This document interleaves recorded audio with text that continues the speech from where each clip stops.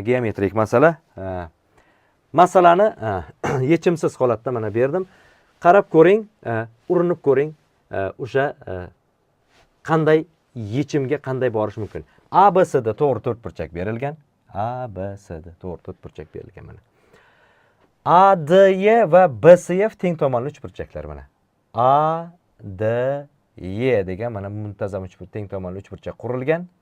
Undan keyin BCF degan uchburchak qurilgan ikkita. Ichkariga qarab. Ular bir-birini kesib o'tyapti mana bunaqa qilib. Ajoyib. Ana endi teng tomonli uchburchaklar bo'lsa, agar AB teng 8 ildiz tushyapti. Mana bu yerdan mana bu yergacha 8 ildiz tushga teng. Mana bu yerdan bu yergacha 13 bo'lsa, ikkita narsani topishimiz kerak ekan. D, G kesmani. D, G. Mana bu kesmani topishimiz kerak. D dan G gacha bo'lgan masofani topishimiz kerak. Va keyin mana bu yashil AFG. AFG. Yashil uchburchakning yuzini topishimiz kerak ekan. Allamalar ko'rinyapti, to'g'rimi? Umuman bir hech bolaga to'g'ri kelmaydi-da. Xayolga keladigan usul nima? Har xil. Mana bu AF masofani topib olib, AC masofani topib, orasida burchakni topib, burchakdan borsammi yuzaga?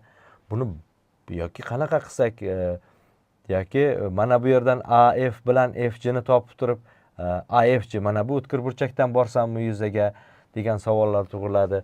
Va hokazo. O'sha yerda o'sha shokovoy sostoyaniyaga tushib qoladi odam. Chizmaning anosi o'zimizda tilda, jaydari tilda aytganda chizmaning biji-bijiligidan ko'pchilik o'sha yerda masalani yechayotganda yechib bo'lmaydigan holatda deb o'ylaydi. Keling, ko'zingizni borgan sari mana shunga ko'niktirib boring. Murakkab ko'rinishdagi aji-buji chizmalardan oddiy narsani ko'ra olishga urining. Uning uchun nima qilish kerak? Ba'zi bir oddiy tushunchalarga ega bo'lishimiz kerak. Keling, o'sha tushunchalardan bittasini beraman sizga. Bu turib tursin. Mana bu yerdan demak, qarang. Mana bitta ikkita parallel to'g'ri chiziq olamiz. Bugungi darsimizda ma'lumotlaridan bittasi. Mana bu yerga ikkita mix qoqamiz, mana. Mana yerga ikkita mix qoqamiz. Mana bu yerdan bunday qilib bitta uchburchak yasaymiz mana. Mana shu uchburchakning yuzini topish uchun nima qilishimiz kerak? Ikkita mix orasidagi masofa A bo'lsin, ikkita parallel chiziq orasidagi masofa nima bo'lsin? H da endi. H bo'lsa, shu uchburchak yuzi nimaga teng? S teng AH taqsim 2 ga, to'g'rimi? AH taqsim 2 ga teng. Endi mana bu uchburchak yuzichi. Mana bu yerdan bunday qilaman, bunday qilaman. Mana keyingi chizgan uchburchagim. Buni yuzasichi. Buni yuzasi ham o'shanga teng. Nimaga? Buning ham asosi A, balandligi H. Buni qancha mana bu yoqqa olib kelib turib o'shancha balandlik qilsak ham, endi bu hozir uncha chiroyli chiqmadi. Uncha chiroyli chiqmadi, mayli. Bo'ladi. Qayerda bo'lsa ham ikkita parallel chiziq orasida qamalgan bo'lsa uchburchak, ikkita uchi pastda, bitta uchi tepadagi chiziqda bo'ladigan bo'lsa, o'sha chiziqlarning barchasining, o'sha uchburchaklarning barchasining yuzalari teng bo'ladi. Mana shu tipdagi masalalar juda ko'p tushadi o'rtoqlar. Juda ko'p. Mana shu chizmalarda siz mana bunday qiling. Mana men mana bitta pastdan chizaman, qarang. Parallel ikkita chiziq berilgan bo'lsa, parallel ikkita chiziq berilgan bo'lsa, pastidagining qayeridandir uchburchak qilingan bo'lsa, siz mana bu uchini bu yoqqa tortib ko'ring. Mana bu yoqqa tortib turib, mana bunaqa uchburchak yasab ko'ring. Mana bu yerdan mana bunday qilib bularning hamma qaysi birisining yuzasini topish oson bo'lsa, o'shanisini topib qo'yaverasiz. Chunki barining yuzasi bir-biriga teng. Ana endi masalamizni o'sha mantiqiy qismiga kelamiz. Masalani yechishga. Orqaga qaytaman, mana D, G masofani topishimiz kerak. Mana bu D, G masofani. Qanday topamiz? Kimda qanday taklif bor? To'g'ri to'rtburchak bo'lgandan keyin uning qarama-qarshi tomonlari teng bo'ladi va mana bu uchburchaklarning muntazam ekanligidan bu yerdagi shakllar simmetrik, mana bu ham romb bo'ladi.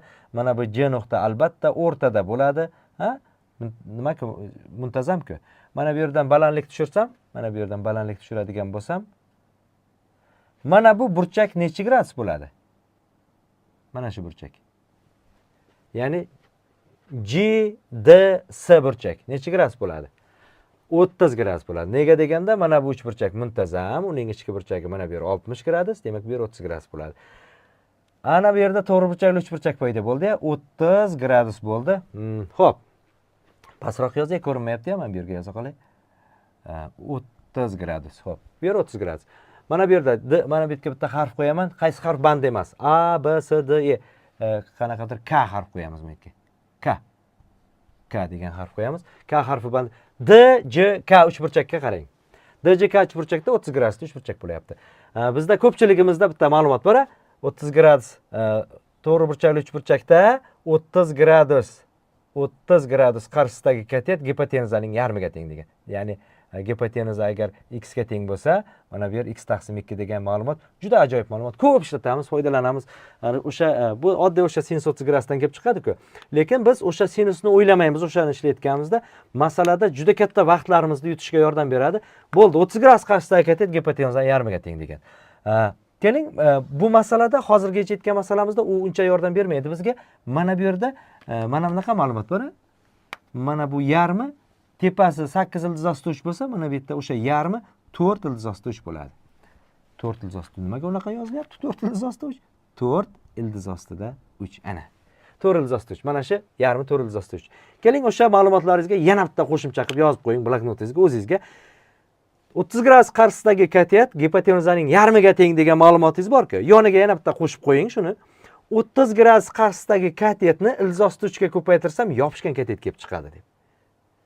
Mana bu yerdagi katet, mana bu yerdagi katet bilan ildiz ostida 3 ga farq qiladi. Buni ildiz ostida 3 ga bo'lsangiz, bunisi kelib chiqadi. Buni ildiz ostida 3 ga ko'paytirsangiz, bu kelib chiqadi. Ya'ni mana qarang. Mana to'g'ri burchakli uchburchak chizdim. Mana bu yer 5 bo'lsa, agar bu 30 gradus holida, nimaga buni aytayapman? O'sha tezlik, vaqtdan yutish ma'nosida. Mana bu 5 bo'lsa, mana bu yer 5 ildiz ostida 3 bo'laveradi. Tamam. Agar bu yer 5 ildiz ostida 3 emas, mana bu yer 6 ildiz ostida 3 bo'lsa, mana bu yer 6 bo'ladi. Endi masalan boshqacharoq bo'lsa-chi, masalan bunday bo'lsa-chi deb, endi ana особый shunaqa injiq odamlar bo'ladi-yu. Mana bu yer 7 bo'lsa-chi desa, bemalol. Mana bu yer 7 taqsim ildiz ostida 3 bo'ladi. Bu yerda ildiz ostida 3 ga bo'lsangiz, bu yoqqa kelib chiqadi, bu yerda ildiz ostida 3 ga ko'paytirsangiz, bu kelib chiqadi. Bu qo'shimcha ma'lumot sifatida o'sha tezlik uchun bitta qurol sifatida nima qo'ying. Bo'ldi, 4 ildiz ostida 3 mi? Mana bu yer 4 bo'ladi. Endi mana bu yer nima bo'ladi? 30 gradus qarshisidagi katet gipotenuzaning yarmiga tengki. Demak, gipotenuzamiz nima bo'ladi? 8 bo'ladi. Tamam. DJ 8. Birinchi savolning javobi chiqdi. Hal bo'ldi. Osoni. Oson qismi hal bo'ldi. Ikkinchisi bor, yomoni bor. A, F, J. Mana bu uchburchak yuzini topishimiz kerak.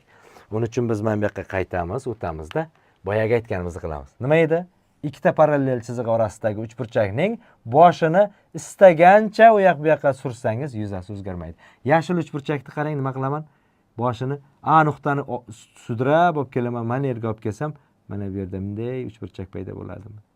Ana, mana. Men ular aytgan uchburchakning yuzini topmayman.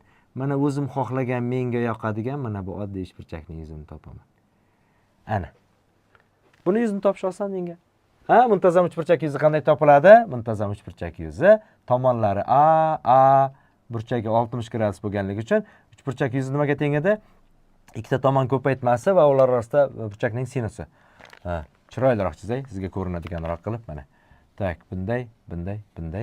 Demak, bu yer A, bu yer A, orasidagi burchak 60 gradus. Jay chiroyli bo'lmadi-ku? Bo'ladi. Xo'p, S yuzi teng. Ikkita tomon ko'paytmasi A kvadrat, A kvadrat. Orasida taqsim 2, taqsim 2si bor. Orasida burchakning sinusi 60 gradusda nimaga teng bo'ladi? Ildiz ostida 3 taqsim 2.